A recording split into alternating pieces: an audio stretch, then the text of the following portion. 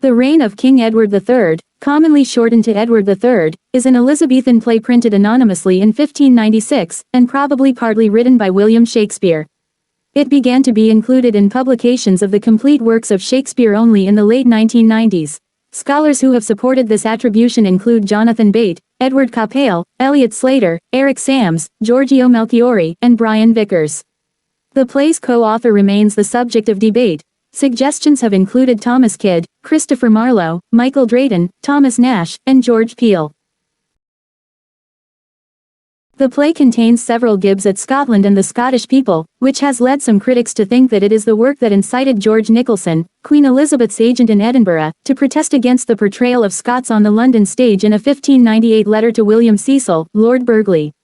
This could explain why the play was not included in the first folio of Shakespeare's works, which was published after the Scottish King James had succeeded to the English throne in 1603. Summary. King Edward III is informed by the Count of Artois that he, Edward, was the true heir to the previous King of France. A French ambassador arrives to insist that Edward do homage to the new French king for his lands in Guyenne. Edward defies him, insisting he will invade to enforce his rights. A messenger arrives to say that the Scots are besieging a castle in the north of England. Edward decides to deal with this problem first.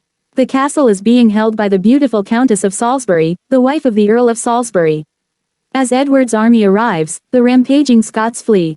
Edward immediately falls for the Countess, and proceeds to woo her for himself. She rebuffs him, but he persists. In an attempted bluff, the Countess vows to take the life of her husband if Edward will take the life of his wife.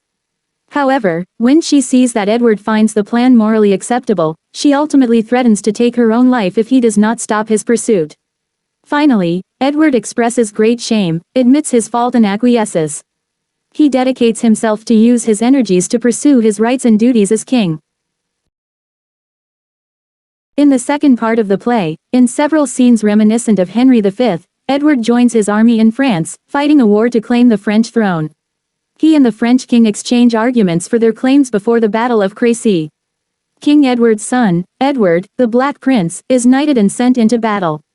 The king refuses to send help to his son when it appears that the young man's life is in danger. Prince Edward proves himself in battle after defeating the King of Bohemia. The English win the battle and the French flee to Poitiers. Edward sends the prince to pursue them, while he besieges Calais. In Poitiers the prince finds himself outnumbered and apparently surrounded. The play switches between the French and English camps, where the apparent hopelessness of the English campaign is contrasted with the arrogance of the French. Prince Edward broods on the morality of war before achieving victory in the Battle of Poitiers against seemingly insurmountable odds. He captures the French king. In Calais the citizens realize they will have to surrender to King Edward. Edward demands that 6 of the leading citizens be sent out to face punishment. Edward's wife, Queen Philippa, arrives and persuades him to pardon them.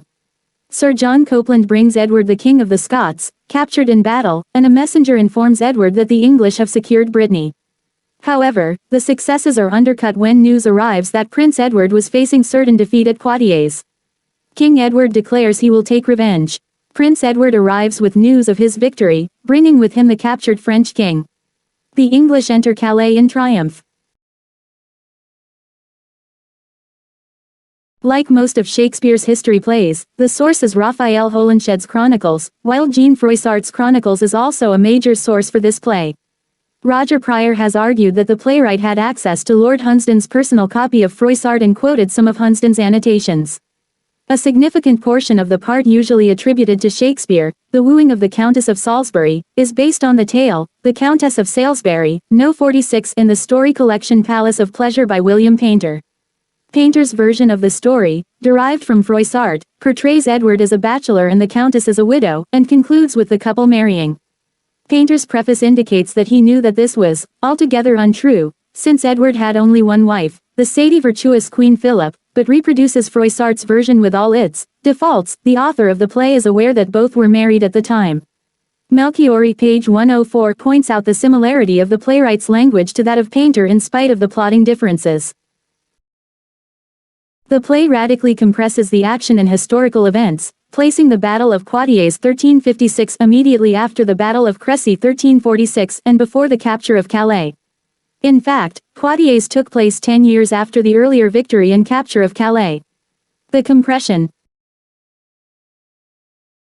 necessitates that characters are merged. Thus the French king throughout the play is John II of France. In fact, Crécy had been fought against his predecessor, Philip VI of France.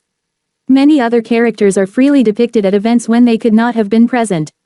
William Montague, 1st Earl of Salisbury, and John de Montfort were both dead even before Crécy, while Sir John Copeland did capture the Scottish King David and bring him to Calais in 1346. Shortly after Crécy, complete Anglo-Montfort victory in Brittany, alluded in the same scene, was not achieved until the Battle of Auray in 1364. Edward III has only been accepted into the canon of plays written by Shakespeare since the 1990s. In 1596, it was published anonymously, which was common practice in the 1590s. The first quarto editions of Titus Andronicus and Richard III also appeared anonymously. Additionally, Elizabethan theatre often paid professional writers of the time to perform minor additions and emendations to problematic or overly brief scripts. The additions to the popular but brief Dr. Faustus and Shakespeare's own additions on the unperformed Sir Thomas More being some of the best known. No holographic manuscript of Edward III is extant. The principal arguments against Shakespeare's authorship are its non-inclusion in the first folio of Shakespeare's plays in 1623 and being unmentioned in Francis Mears's Pallades Timea 1598, a work that lists many but not all of Shakespeare's early plays. Some critics view the play as not up to the quality of Shakespeare's ability, and they attribute passages resembling his style to imitation or plagiarism. Despite this, many critics have seen some passages as having an authentic Shakespearean ring. In 1760, noted Shakespearean editor Edward Coppale included the play in his Prelusions, or select pieces of ancient poetry, compiled with great care from their several originals, and offered to the public as specimens of the integrity that should be found in the editions of worthy authors, and concluded that it had been written by Shakespeare. However, Coppale's conclusion was, at the time, only supported by mostly German scholars. Characters. Edit. The English. King Edward III. Queen Philippa his wife. Edward, the Black Prince their son. Earl of Salisbury partially based on Sir Walter de Manny. Salisbury was deceased by the events of the second half of the play 5. Countess of Salisbury Salisbury's wife. Although the story of Edward III's infatuation with her is based on an incident involving Alice of Norfolk, Salisbury's sister-in-law, 6th Earl of Warwick her father fictitiously. Sir William Montague Salisbury's nephew. Earl of Derby. Lord Audley portrayed as an old man, though he was historically no older than 30 at the time of the play. Lord Percy.